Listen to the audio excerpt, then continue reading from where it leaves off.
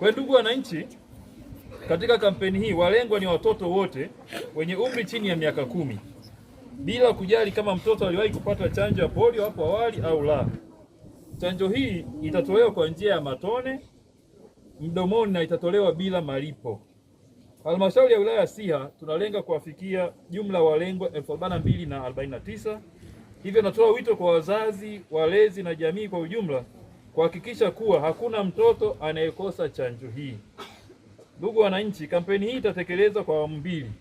Awamu ya kwanza inaanza leo tarehe 27 mpaka tarehe 30 mwezi Agosti 2026 na marudio itakuwa ni tarehe 29 Septemba mpaka Oktoba 2.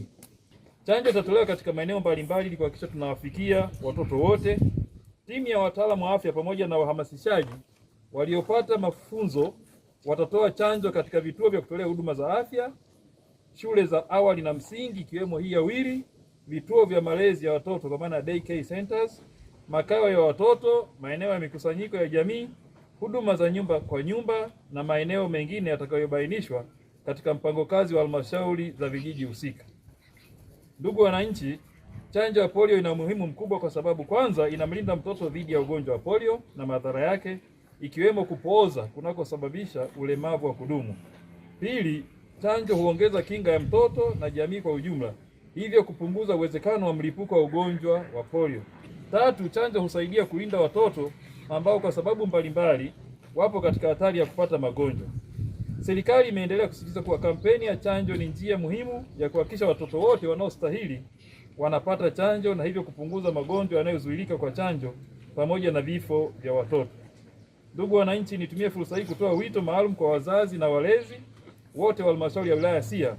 Wanapaswa kuwapeleka watoto wetu kupata chanjo hii katika maeneo yaliyopangwa. Msikubali taarifa zisizo sahihi kuhusu chanjo kuwazuia kuwapeleka watoto wenu kupata huduma. Naomba wazazi na walezi kushirikiane na wataalamu wa afya kufuata maelekezo yanayotolewa na serikali. Naomba viongozi wote wa kata, vijiji, mitaa, vitongoji, viongozi wa dini, viongozi wa kimila, walimu, wamiliki wa shule, viongozi wa taasisi na wadau mbalimbali tushirikiane katika kuhakikisha kampeni hii inafanikiwa. Ni kweli serikali yetu iko makini kuhakikisha kwamba inalinda afya za watu wake, na afya ndio mtaji mkubwa wa maendeleo katika maendeleo ya watu. Kwa hiyo tukilinda afya za watu wetu, basi mambo mengine inawezekana yakawa salama zaidi. Kama watu hawana afya, hata kama wana akili, hata kama uchumi ni mzuri, bado. Kwa hiyo mimi nikushukuru kwa hili zoezi ambalo tunakwenda kulizindua, na mimi nikuhakikishie tu kwamba sisi tuko tayari kukupa ushirikiano kwenye maeneo yetu.